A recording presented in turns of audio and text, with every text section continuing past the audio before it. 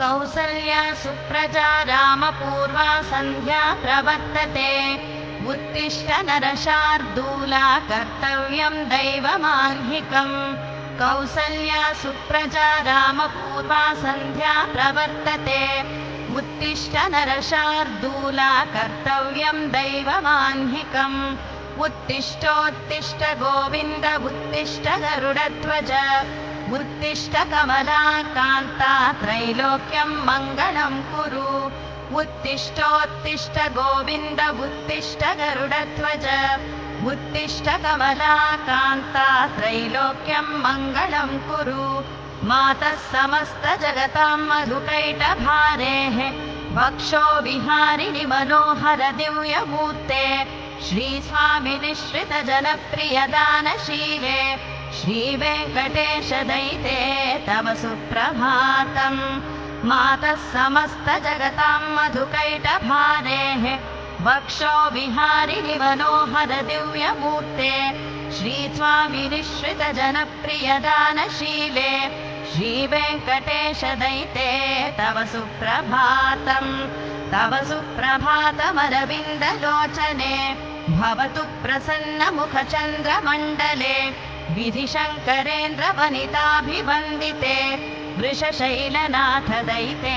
दयानिधे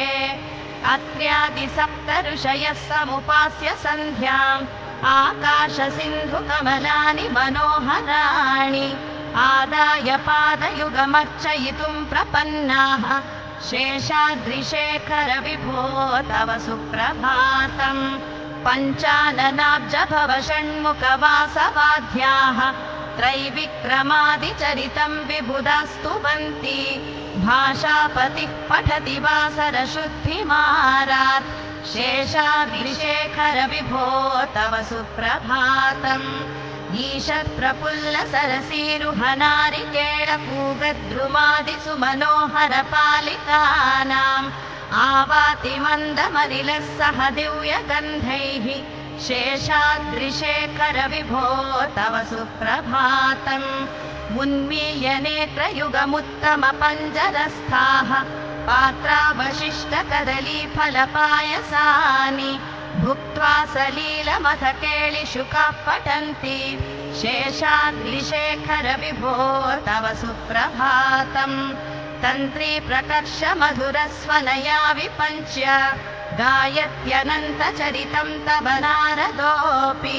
भाषा समग्रमसकृत्करचारुरम्यम् शेषाद्रिशेखर विभो तव सुप्रभातम् भृङ्गावली च मकरन्दरसानुवित्तझङ्कारगीतनिनदैः सह सेवनाय निर्यात्युपान्तसरसी कमलोदरेभ्यः शेषाद्रिशेखर विभो तव सुप्रभातम् योषागणेन वरदध्नि विमत्यमाने घोषालयेषु दधिमन्थन तीव्रघोषाः रोषात् कलिं विदधते ककुभश्च कुम्भाः शेषाद्रिशेखर विभो तव सुप्रभातम् पद्मेशमित्रशतपत्रगताळिवर्गाः हर्तुं श्रियं कुवलयस्य निजाङ्गलक्ष्म्या भेरीनिनादमिव बिभ्रति तीव्रनादम् शेषाद्रिशेखर विभो तव सुप्रभातम् श्रीमन्नभीष्टवरदाखिल लोकबन्धो श्री श्रीनिवास जगदेकदयैकसिन्धो श्रीदेवतागृहभुजान्तर दिव्यमूर्ते श्रीवेङ्कटाचलपते तव सुप्रभातम् श्रीमन्नभीष्टवरदाखिल लोकबन्धो श्री श्रीनिवास जगदेकदयैकसिन्धो श्रीदेवतागृहभुजान्तर दिव्यमूर्ते श्रीवेङ्कटाचलपते तव सुप्रभातम् श्रीस्वामि पुष्करिणिकाप्लवनिर्मलाङ्गाः श्रेयोत्थिनो हरविरिञ्चि सनन्दनाद्याः द्वारे वसन्ति वरवेत्रहतोत्तमाङ्गाः श्रीवेङ्कटाचलपते तव सुप्रभातम् श्रीशेषशैलगरुडाचल वेङ्कटाद्रिनारायणाद्रिवृषभाद्रिवृषाद्रिमुख्याम् आख्यां त्वदीयवसतेरनिशं वदन्ति श्रीवेङ्कटाचलपते तव सुप्रभातम् सेवापरा शिव सुरेश कृशानुधर्म रक्षोऽम्बुनाथ पवमान धनाधिनाथाः बद्धाञ्जलिप्रविलसन्निज शीर्षदेशाः श्रीवेङ्कटाचलपते तव सुप्रभातम् धाटीषु ते विहगराज मृगादिराज नागादिराज गजराज हयादिराजाः स्वस्वाधिकारमहिमाधिकमर्थयन्ते श्रीवेङ्कटाचलपते तव सुप्रभातम्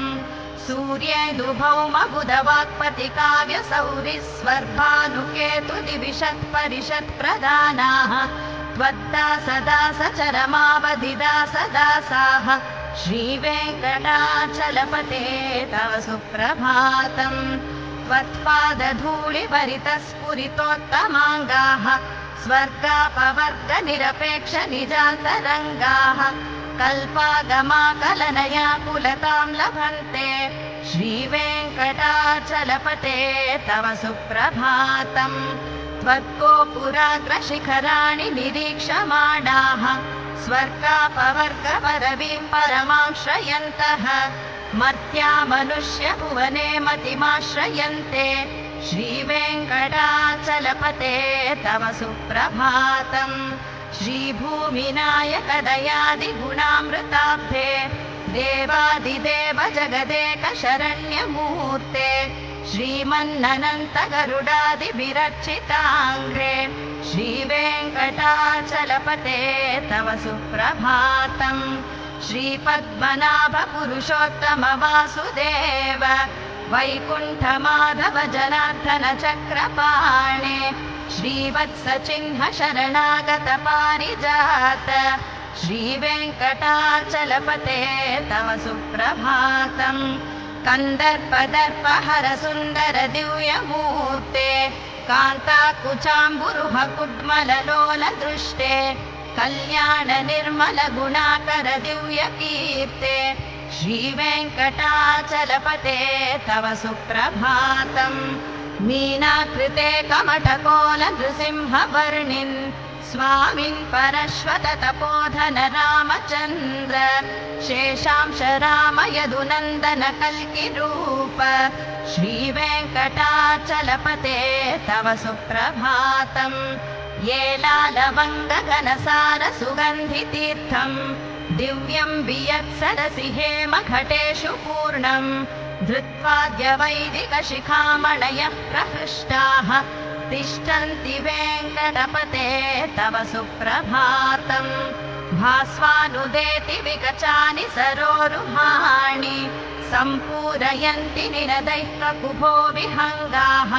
श्रीवैष्णवाः सततमर्पितमङ्गलास्ते धामाश्रयन्ति तव वेङ्कटसुप्रभातम् ब्रह्मादयः सुरवराः समहर्षयस्ते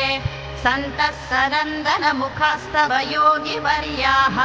धामान्तिके तव हि मङ्गलवस्तुहस्ताः श्रीवेङ्कटाचलपते तव सुप्रभातम्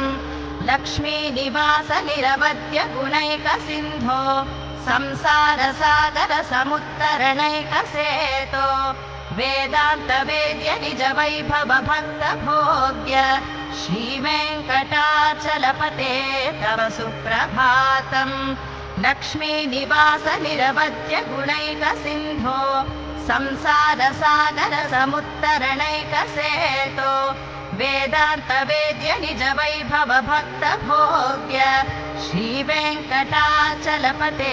तव सुप्रभातम् इत्थं वृषाचलपतेरिह सुप्रभातम् ये मानवाः प्रतिदिनं पठितुं प्रवृत्ताः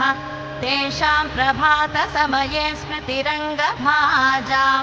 प्रज्ञां परार्थसुलभां परमां प्रसूते